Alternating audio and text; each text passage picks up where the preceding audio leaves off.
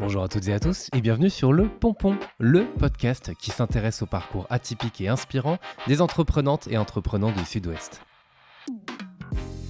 Je suis Théo Robache, animateur d'événements et de médias, entrepreneur soucieux du bonheur des autres, désireux d'aller à la rencontre de profils épatants pour vous partager leurs histoires.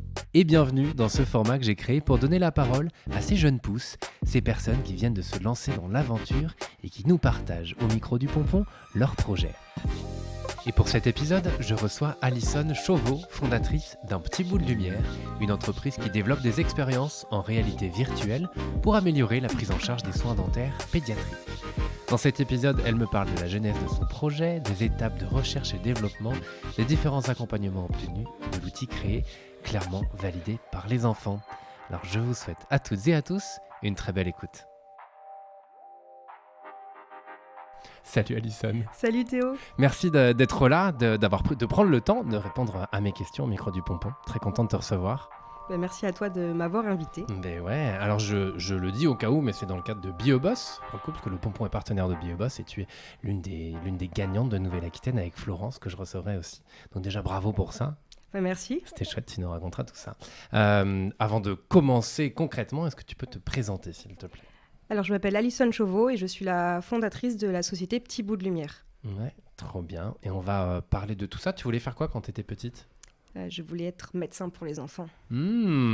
Ok, donc on n'en est pas loin. On n'en est pas loin. Ah ouais, t'es revenue sur ce chemin-là. J'ai trouvé le moyen d'arriver au sens que je voulais depuis enfant, effectivement. Ok, trop cool. Parce qu'à un moment donné, t'as voulu faire médecine ? Oui, j'ai tenté. Ouais. Voilà. Point. T'as tenté, donc ça ne s'est pas fait. Et donc, Non, ça ne s'est pas fait. Du coup, après, je me suis orientée en licence neurosciences comportementales. Ouais. Et après, j'ai arrêté au bout de la licence parce que c'était pas forcément ce qui me correspondait. Et puis, je suis aussi tombée un peu dans l'entrepreneuriat sur la même période. Donc, c'est aussi pour ça que Petit Bout de Lumière est né. Ouais, carrément. Justement, tu as fait une licence donc à Toulouse, c'est ça ? Effectivement. Ouais. Et donc là, tu t'es rendu compte que ça convenait pas. Et alors, comment t'es arrivé à... parce que donc, tu as fait une licence en biologie cellulaire et physiologie, spécialisée en neurosciences comportementales. C'est ça. Rien que ça. Bon, déjà, intéressant de comprendre aussi le fonctionnement du cerveau. Complètement. Pour la suite, j'imagine que ça a quand même été bien utile. Quand tu fais cette licence, donc tu vois que ça te correspond pas. Et alors, quel est le pas vers l'entrepreneuriat, justement ? À quel moment quelque chose s'active ? En fait, c'est surtout dans ma 3e année de licence, parce que j'ai fait une passerelle. J'ai fait la première année de médecine, donc à l'époque, on disait PACES. Et après, on m'a dit, tu peux aller directement en 2e année de licence de bio ou de droit. Bon, j'ai choisi la bio parce que c'était la facilité. Et donc, j'ai eu une petite année, on va dire, de réflexion et d'introspection sur ce que je voulais faire. Et pendant la 3e année de licence, en fait, j'avais déjà un bon niveau, on va dire, avec la PACES, et j'ai fait plein d'autres choses à côté, dont un jour, je me suis inscrite dans un startup week-end. Ouais. Et là, c'était un petit peu rigolo parce que j'y connaissais absolument rien dans l'entrepreneuriat. Dans un laboratoire, je savais me débrouiller. mais dans un entrepreneuriat, je ne savais pas trop ce que ça voulait dire. Et donc, en fait, au final, j'y suis allée. On m'a appelée pour pouvoir pitcher. Donc, j'avais 1 minute pour présenter un projet, quelque chose. Okay.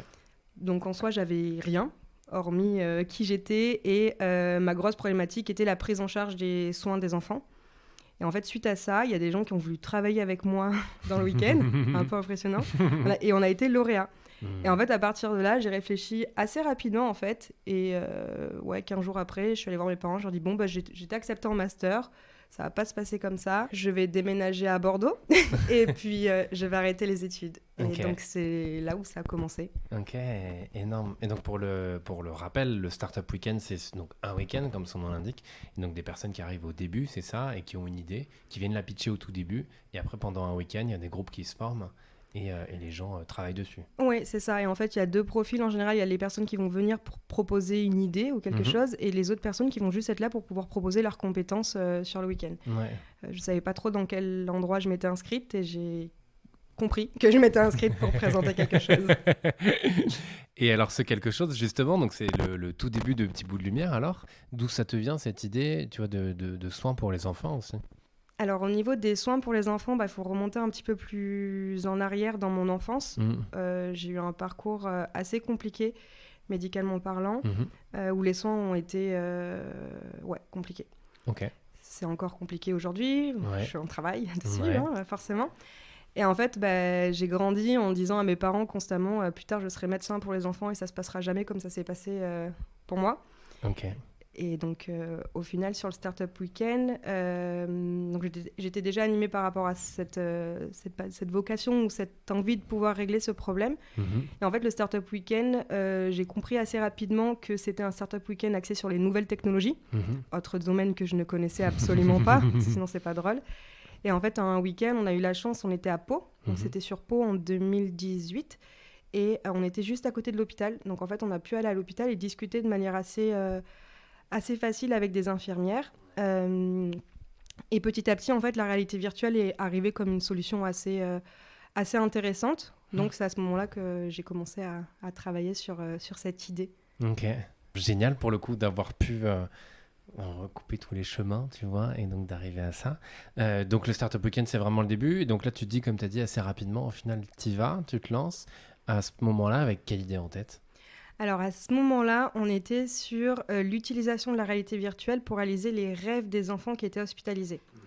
Donc c'était quelque chose de très précis et ça a un peu pivoté ou hétérocentré. Parce qu'en fait, j'arrivais avec l'envie de vouloir révolutionner un peu la prise en charge globale du parcours de soins. Donc avant, pendant, après. Non mais au début, il faut voir les choses en rêver grand. Ouais. Et après, au fil du temps, je me suis rendu compte d'une chose, c'est qu'il fallait se refocus et arriver à trouver une cible, une niche, quelque chose qui permet de pouvoir commencer pour après réouvrir. Parce que l'ambition derrière, c'est quand même de pouvoir accompagner la globalité. J'imagine. Donc, on espère dans quelques années pouvoir y arriver. Ouais, et donc au départ, direct avec le soin dentaire, pardon ou... Pas du tout. Pas du tout. Au début, donc en fait, au début... Comment ça s'est passé Ça s'est passé qu'en fait, au niveau du Startup Weekend, j'ai eu un prix qui était accompagné par Ethicop. Ouais. Donc Ethicop, c'était une association du Crédit Agricole qui permet d'accompagner des porteurs de projets. Donc là, ça a été la première école, on va dire, au niveau de l'entrepreneuriat où j'ai commencé à comprendre 2-3 choses sur comment ça se passait. Et en fait, suite à ça, j'ai intégré Pépite, donc Pépite-EK. Ouais. Qu'on salue. C'est ça, qu'on salue. Et effectivement, merci beaucoup. Ça m'a permis de pouvoir venir sur Bordeaux tranquillement et d'être accompagnée et monter en compétences aussi. Donc ça, c'est assez chouette. Ouais. Et en fait, pendant toute cette période-là, au final, il y avait pas mal de réflexions sur qu'est-ce que je fais. Est-ce que je fais une association ? Est-ce que je fais une entreprise ? C'est quoi le business model ? Enfin, vraiment à réfléchir un peu à tout ça. Et donc, au fil de rencontres et des discussions, je me suis recentrée sur pendant le soin. Et après, pendant le soin, c'est quel soin ? Parce que pour les enfants, il y a plusieurs soins. Donc, au final, c'est plus là la rencontre avec une de mes associées, donc le docteur Ambeline Roturier, qui, elle, est chirurgienne dentiste, spécialisée pour les enfants, qui, au final, la relation a commencé à naître, on va dire, fin 2019, début 2020.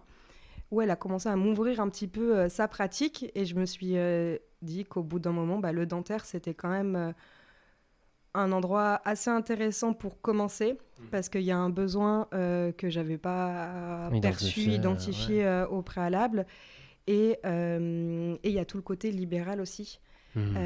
Et pas forcément être obligé de commencer par des CHU où c'est plus compliqué. Donc au final, l'opportunité était assez intéressante. Et au final, on a monté la boîte à 3, donc avec Ambeline l'année dernière. Ok, trop chouette. On va revenir là-dessus aussi. J'ai envie de revenir un tout petit peu en arrière avec Pépite-EK, tu l'as dit, et en fait le statut étudiant-entrepreneur. Est-ce que tu peux nous en parler ? Parce que c'est ça qui t'a fait venir à Bordeaux, si je ne m'abuse.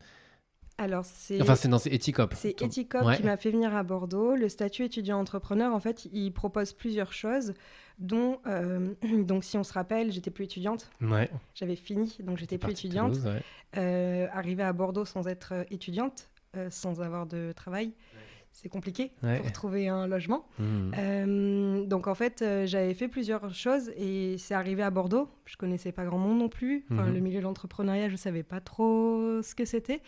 Donc en fait, Pépite, ça m'a offert la possibilité d'avoir un écosystème sur lequel on pouvait se reposer. Donc en fait, il y a plusieurs choses. Il y a un espace de coworking qui est hyper sympa. Il y a des rendez-vous individuels où on a un chargé d'accompagnement qui nous suit de manière assez ponctuelle. Et on a aussi des intervenants extérieurs qui viennent pour nous faire monter en compétences. Donc c'est quelque chose qui qui est vraiment chouette, qui est peu connu encore et qui peuvent être possibles en fait pendant ses études ou même après les études. Il suffit d'être diplômé, d'avoir au moins le bac et on peut postuler. Donc il y a 2 ou 3 comités d'engagement par an. Donc si jamais vous avez, n'hésitez pas, Pépiteka. Ouais, bah ouais, donc il y a Pépiteka et puis après ce que je disais juste avant qu'on commence à enregistrer, toi tu as suivi plusieurs accompagnements aussi, parce que nous on s'est connus grâce à la French Tech. Pourquoi tu as voulu toquer à plusieurs portes pour te faire accompagner ? Pour voir différents accompagnements, pas être seul. Parce que ça, c'est quelque chose qui revient et qui est assez important. Pas rester dans son coin, en fait. Arriver à pouvoir rencontrer des personnes. Enfin, maintenant, je sais qu'aujourd'hui, j'ai la capacité à me dire OK, j'ai une question, je sais qui j'appelle. Ouais. Et c'est assez fluide. Et c'est hyper important d'être bien entouré. Parce que c'est pas un long fleuve tranquille, l'entrepreneuriat. Ça se saurait. C'est passionnant, mais il y a beaucoup de bas et beaucoup de hauts aussi, forcément. Et se faire accompagner, c'est vraiment primordial. Et le fait est de mixer les différents accompagnements, en fait, ça permet de pouvoir avoir des regards différents aussi et pouvoir avoir suffisamment de recul pour pouvoir faire son propre regard sur l'entrepreneuriat aussi. Ouais. Et t'en as eu d'autres ou pas ? Parce que j'ai cité ceux-là, mais... Oui. Après Pépite, en fait, je suis rentrée chez Chrysalink d'Aquitaine Sciences Transfert, donc qui valorise la recherche publique. Donc, ça, c'est aussi un peu grâce à Pépite, parce que Pépite nous oriente après derrière. Donc, je suis restée 18 mois avec Chrysalink. D'ailleurs, Chrysalink, c'est hyper intéressant parce qu'au final, ils ne prennent pas que des chercheurs. Ils prennent aussi des profils un peu atypiques, on va dire, et comme moi, qui ne viennent pas de laboratoires de recherche, mais qui ont quelque chose qui s'appuie sur de la recherche. Et donc là, ça m'a permis de pouvoir avoir une autre structure d'accompagnement avec un regard plus tech et plus recherche. Donc ça, c'était hyper intéressant. Et en fait, après, au final, French Tech Tremplin est arrivé. French Tech Tremplin, donc j'ai fait la prépa et après l'incubation. Et en fait, forcément, quand on a French Tech Tremplin incubation, on va dans un incubateur. Et donc, en fait, j'ai fini chez Unitech. Donc voilà, j'ai fini chez Unitech. Et puis bon, vu qu'au final, l'accompagnement, c'est vrai qu'il y en a eu pas mal en fait. Mais non, mais c'est chouette, c'est intéressant aussi. Et puis c'est important de dire, voilà, on parle souvent de solitude de l'entrepreneur, des créateurs d'entreprise. Et que toi, tu as aussi, tu t'es à la fois laissé porter, tu l'as dit là, avec Pépiteka et French Tech. Chacun en fait t'emmène vers un autre, c'est ça qui est chouette. Exactement. Et ça renforce à la fois, je pense, nos convictions et notre projet, ça vient de le challenger. Et puis intéressant d'avoir, comme tu l'as dit, des regards différents, quoi. Oui, c'est ça. Puis au début, je me rappelle, il y avait c'est pas des cours, mais des ateliers. Ouais, c'est ça, des ateliers au niveau de Pépiteka. En soi, c'était génial, mais j'y étais pas, quoi. C'était tellement loin. Et au final, petit à petit, plus ça avance, plus on se rend compte que les incubateurs, ils ont des sujets qui sont plus spécifiques et plus experts, en fait, et ils détaillent plus. Et en fait, je me rends compte que c'est au bon moment par rapport au parcours de développement que ces expertises sont un peu plus poussées. Donc, c'est ça aussi qui est intéressant. On a déjà commencé à avoir des premiers prémices de quoi on parle, et après, on peut vraiment plus facilement rentrer dans la technique. Ouais. Trop bien. Envie d'aller un peu plus sur Petit bout de lumière, que tu nous expliques encore plus, parce que donc, c'est des expériences en réalité virtuelle pour améliorer l'expérience des soins, en gros. C'est ça. C'est ça. Comment c'est créé en fait ? Parce que c'est pas juste comme ça, tu mets des lunettes de réalité virtuelle. Comment ça a été imaginé ? J'imagine que tu n'as pas fait ça toute seule. Alors tu l'as dit, vous êtes 3 à avoir vraiment créé l'entreprise l'année dernière, c'est ce que tu disais. Mais voilà, j'imagine qu'il y a du monde autour. Ça part d'où en fait ? En fait, ça a été beaucoup de recherche et de développement. On m'a dit après que ça s'appelait comme ça, parce qu'au début, je ne savais pas que Mais en soi, c'est beaucoup de recherche et développement. Donc, ça fait 3-4 ans de recherche et développement, en fait, depuis 2018. Et il y a eu un gros temps d'observation des pratiques cliniques. Pas mal de temps d'échanges, donc avec des chirurgiens-dentistes, avec des psychologues, avec des experts, en fait, du métier, pour arriver à sortir... l'expérience qui, au final, rassemble le plus d'outils qui sont déjà utilisés. Alors, je m'explique. En fait, nous, dans l'expérience, on a timé l'expérience par rapport à une pratique de soins, déjà. Et derrière, on y a intégré de l'hypnose conversationnelle, des exercices de respiration, donc de la sophrologie, et des métaphores thérapeutiques pour faciliter la communication. Donc on a vraiment intégré ces 3 principes dans l'expérience et on y a forcément rajouté, vu que c'est pour les enfants, du jeu interactif. Ouais. Et donc ça permet en fait à l'enfant de pouvoir vraiment être acteur pendant son soin en fait et de captiver encore plus son attention. Et alors ça fonctionne ? Ça fonctionne. Justement, niveau résultat, qu'est-ce que ça donne ? On a fait des tests utilisateurs pendant 2-3 mois sur Bordeaux avec 5 cabinets dentaires. On a eu à peu près proche de 80 enfants qui ont testé la solution. Et en soi, ils se sentent plus calmes avec la solution. On s'est rendu compte que même les dentistes étaient plus calmes, on va dire. Ils nous ont dit on a moins de charges cognitives parce qu'on ne parle pas constamment pendant le soin, vu que c'est vraiment un support de communication aussi pour eux.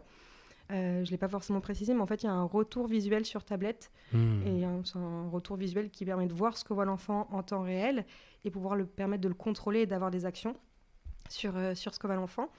Et ça, je peux un peu plus rentrer en détail maintenant que le brevet est déposé. Si tu as des questions, n'hésite pas. Mais du coup, oui, au niveau de l'expérience, en fait, ce qu'il faut se dire, c'est que l'enfant, une fois qu'il met les lunettes, il n'a pas de casque audio sur les oreilles. Tout sort au niveau des branches. Donc, en fait, tout le monde peut profiter de la musique. La musique, elle a été développée aussi spécifiquement, forcément, à l'expérience. Donc, l'enfant, il part dans l'espace. Et donc, il va y avoir le petit personnage principal qui s'appelle Thibou, qui va être là pour pouvoir le guider et rassurer l'enfant. Et donc, en fait, l'enfant va devoir commencer à faire des choix. Donc, il va choisir dans quel vaisseau il va vouloir voyager. Et après, il va y avoir toute une deuxième scène. Donc, ça, c'est la phase d'introduction ou d'induction hypnotique. Ça dépend au niveau des termes. On va rentrer dans la deuxième scène et elle va avoir 3 étapes, on va dire. La première, c'est Thibou qui va expliquer à l'enfant comment respire. Donc là, il va y avoir une musique dédiée avec Thibou qui va grossir et rétrécir en fonction pour pouvoir expliquer à l'enfant on inspire et on expire, c'est ça, exactement. Ensuite, nous allons avoir un premier jeu où l'enfant va devoir récupérer des objets un peu magiques qui en fait font référence à des métaphores thérapeutiques qui peuvent être utilisées ou non par le chirurgien dentiste pour présenter, on va dire, les objets à l'enfant. Et petite parenthèse, bien évidemment, en amont, le dentiste peut toujours présenter les objets à l'enfant comme il le fait, ça ne change pas dans sa pratique. Donc ça, c'est le deuxième jeu. Et le troisième jeu, en fait, on va faire dessiner 2 objets à l'enfant, donc en reliant des constellations, parce que tout se passe dans l'espace, forcément. Et donc ces 2 objets-là, ça va lui permettre de donner des indices sur sa prochaine mission. Et ça va surtout permettre en fait, de renforcer un principe de catalepsie. Donc en fait, c'est que quand l'enfant il est plus concentré sur sa main, il est moins concentré sur sa bouche. Donc le fait est on actionne un petit peu tout ça. Et ce que je n'ai pas forcément précisé, c'est qu'à n'importe quel moment, on peut déclencher 2 actions au niveau de la tablette. Donc soit une stimulation, où là, c'est un petit feu d'artifice qui va arriver pour l'enfant, ou alors un exercice de respiration quand on veut. Donc il y a tout ça qui marche. Il y a tout ça qui fonctionne. Tu pourras tester si tu veux. Et après, on passe dans la 3e scène. Et donc la 3e scène, en fait, c'est une scène qui a aucune durée définie. Et donc là, l'enfant va arriver sur un bateau de l'espace pour sauver la planète bleue parce qu'elle a perdu toutes ses étoiles. Et donc il va devoir ramasser un maximum d'étoiles avec un système de score et de récompense. Et dès que le soin est terminé, en fait, le praticien a juste appuyé sur clôturer l'histoire et ça permet au final à ce que l'enfant retourne dans une phase de dissociation en fait, de la phase de clôture pour après être amené à enlever naturellement les lunettes et pas être frustré, je vais encore jouer. Donc ça a été pas mal de recherche et de développement, de tests utilisateurs. J'imagine, Et ça justement... Tu l'as fait avec qui ? Parce qu'à la fois, il y a créer juste les visuels avec les images, s'équiper de casques aussi, réfléchir. Tu disais, quand on inspire, on expire, toutes ces phases-là aussi. Tu parlais de sophrologie. Justement, comment tout ça, comment ça s'est goupillé au fur et à mesure, en fait ? Ça a été des groupes de travail. Ça a été une fois que... d'un point de vue médical, on va dire, on savait à peu près ce qu'il fallait mettre dans le cahier des charges. J'ai appris à faire un cahier des charges. Je l'ai confronté avec la réalité qui était avec mon dev. Et après, on a pu orienter en se disant, OK, ça c'est première étape, ça non. Et donc, en fait, ça a été pas mal d'allers-retours entre le groupe de travail et la partie technique. OK, trop bien. Et alors, aujourd'hui, vous êtes présent en France? Comment se passe ça? Comment se passe et surtout qu'est-ce que tu imagines pour la suite en fait? C'est quoi? Parce que là, concrètement, ça fonctionne. C'est quoi la suite? Tu l'imagines comment? La suite, c'est de pouvoir diversifier cette offre. Donc là, le premier produit pour les dentistes, c'est Orionis. Ouais. L'objectif, c'est de pouvoir faire plusieurs produits pour les autres champs d'application pour les enfants. Mhm. Donc déjà, il y a pas mal de choses à faire de ce côté-là. Aujourd'hui, on est en France, mais on est en train d'être appelé à côté de la France. Donc on est en train justement de mettre en place tout ce système-là Mhm. de livraison et de rodage Ouais.